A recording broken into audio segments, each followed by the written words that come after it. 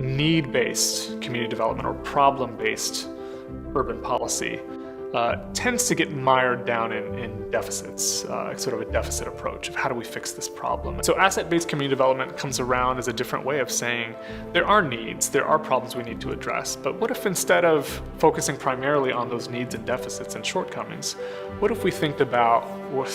thought about a very simple practice of asset mapping? And it sounds like just a reversal of sorts, but thinking about assets in a community is to say that this community is not defined only by its deficits and problems. What if there are unseen gifts and resources that we missed because we only saw this flaw or this issue in a very narrow light? And what if there are enormous resources in this community that they can bring to bear on their own solution, as opposed to us inserting ourselves and saying, we know what your problem is and we know what widget you need to fix it. As businesses are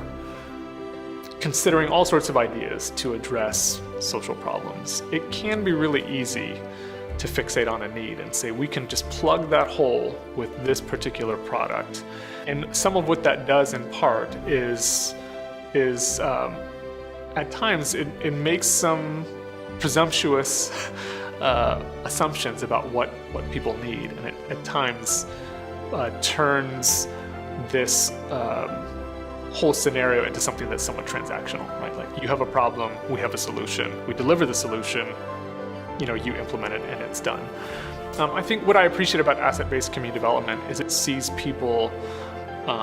as whole people in their full context, and sees them that they are, again, not defined by their deficits and problems, but that they bring assets to their situation, that they